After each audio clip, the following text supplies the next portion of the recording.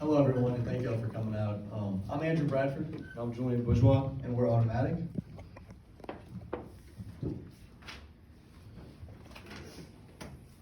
So many basketball players today struggle with minute shot deficiencies.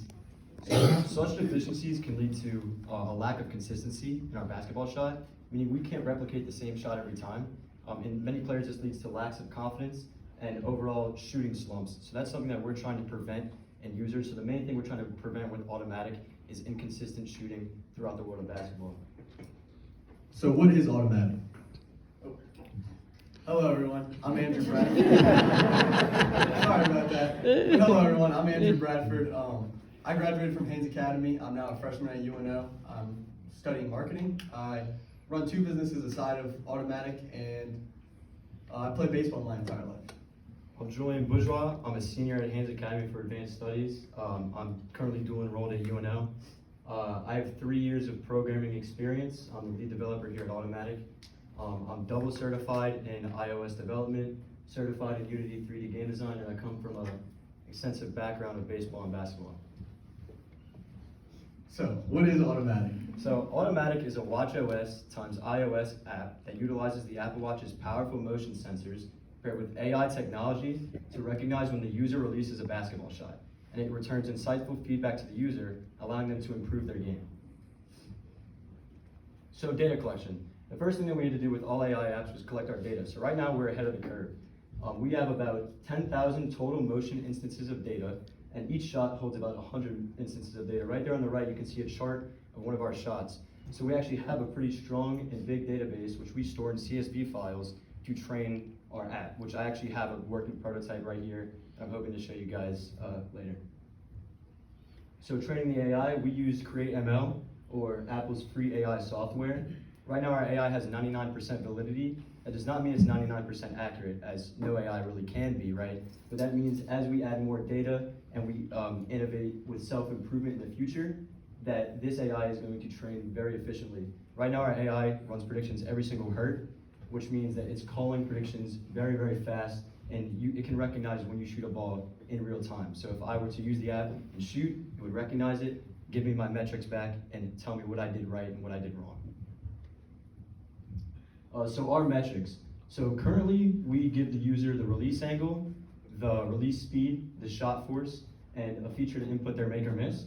And in the future, this is after our release to the App Store, we intend to incorporate velocity, acceleration, displacement, wrist pronation and supination, wrist path right here as you can see, and set period. All of these metrics are going to allow the user to replicate the same shot every time, leading to better consistency and better shot results, more makes. So let's talk about our market. Right now with the core app that we have, our market size tends to be about $20 million. This is with a $70 yearly premium app that most of our users would be using, because right now we're really targeting users that tend to really be trying to develop their basketball game. Soon we're trying to implement a gamification and entertainment part of our app. That will bring our market share to about $250 million. This would be for users who are really just trying to have fun with our app. And after that, we plan to expand into multiple different sports, such as anything that really requires a subtle wrist gesture, such as basketball. So we already doing basketball, such as baseball, golf, or bowling. And after that, we want to incorporate physical therapy, where we're going to use our AI for different physical therapy exercises. We'll talk about that later.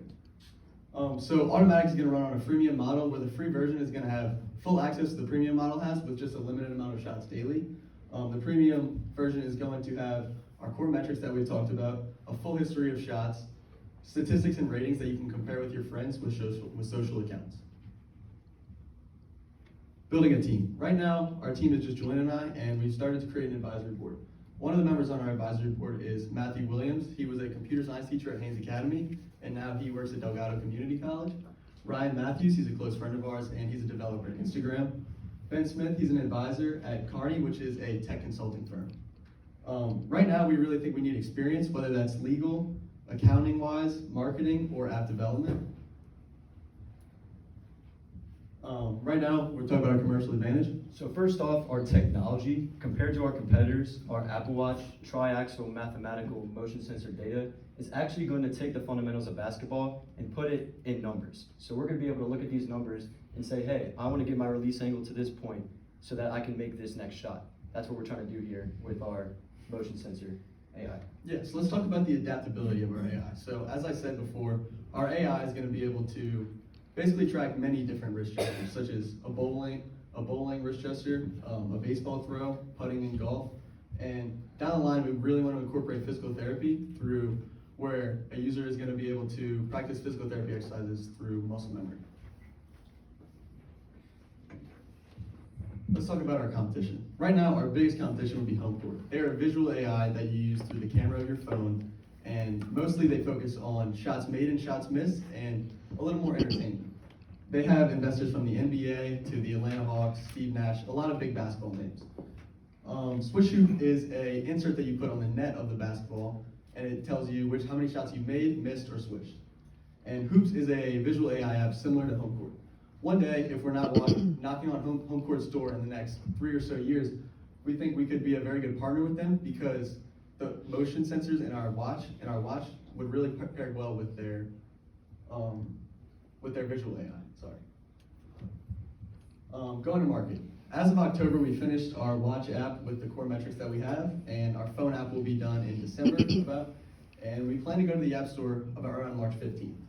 From the 6 months after that, we plan to be marketing on social media, where most of our audience will be on TikTok and Instagram, and we plan to go to different basketball camps and schools with big basketball teams, where we'd be showing them our app and letting them test it out. After that, we'd be integrating more social and entertainment features and expanding to other apps in the future. Thank you guys so much for watching. If y'all have any questions, let us know.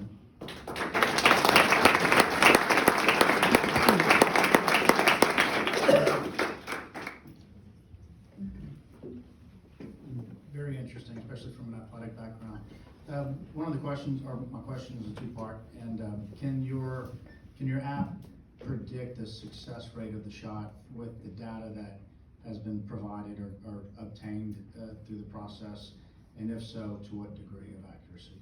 Yeah, so we're going to incorporate an algorithm which kind of takes in, so for example, let's look at release angle, right? If we're shooting at a certain percentage in this range of a release angle, we're going to use probability statistics to return that percentage of success to the user. So if we're standing at the free throw line and we're shooting 10 free throws, and we make 5 of those free throws from a 45 to a 49 release angle, then essentially we have a 50% better success rate shooting from that angle, right? So we're going to incorporate those algorithms through a self-improvement AI, through an AI that collects more data over time, and it's going to eventually get to the point where it's going to get more accurate as it goes on.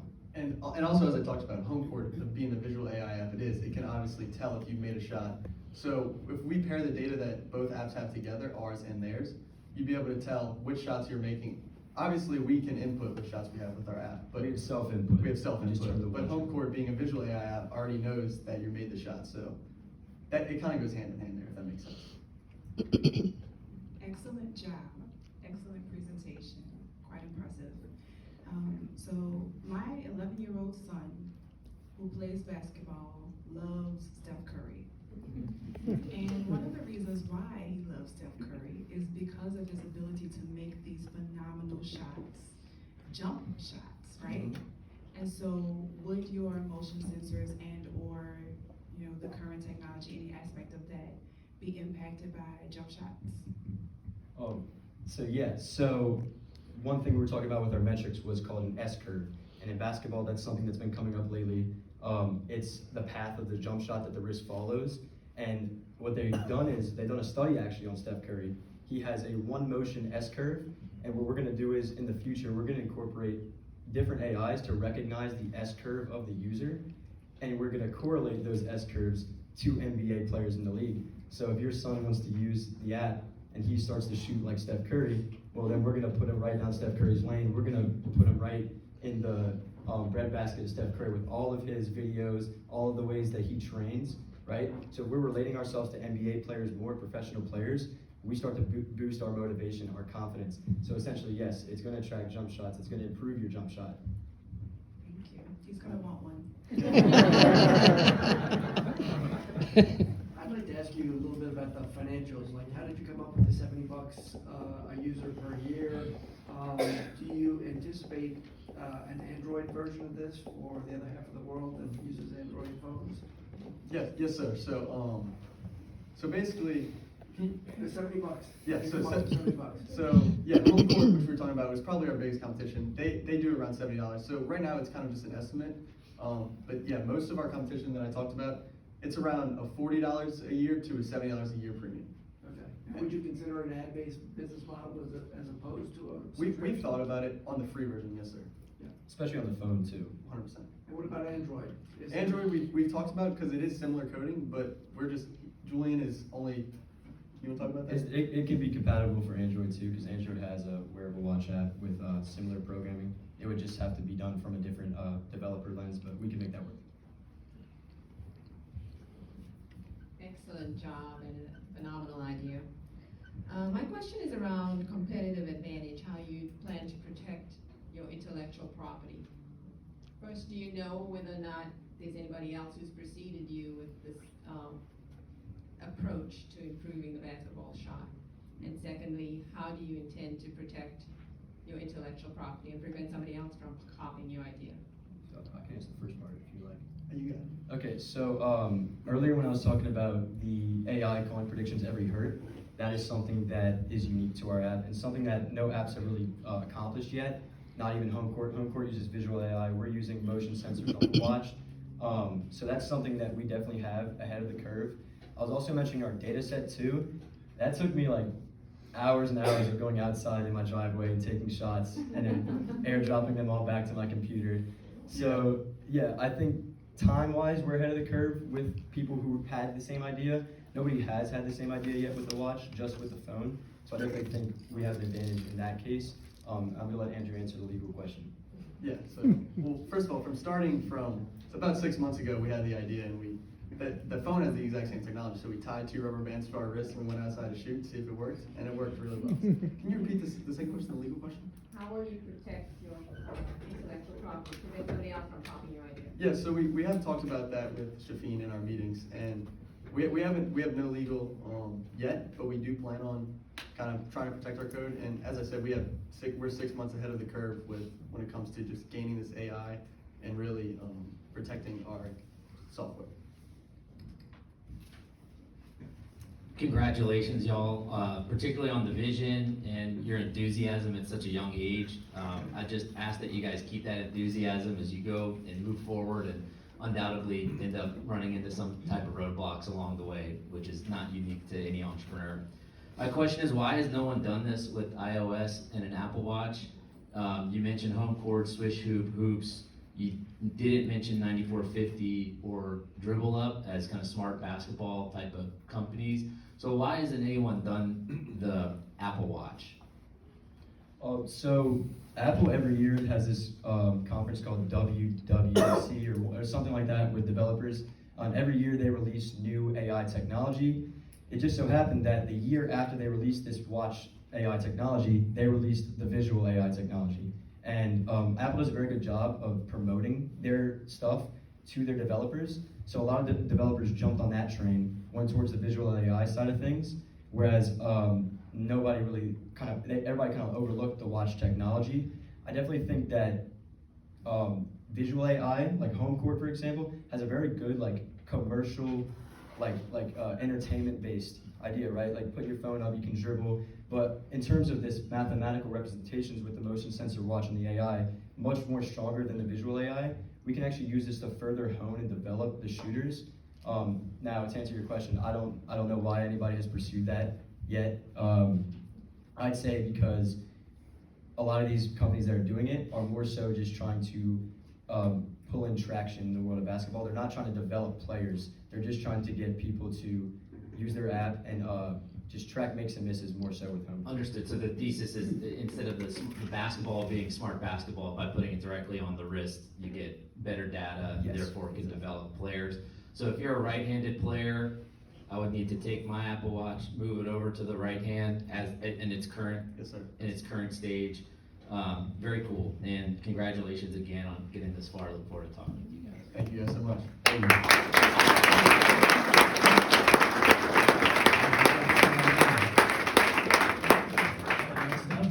can you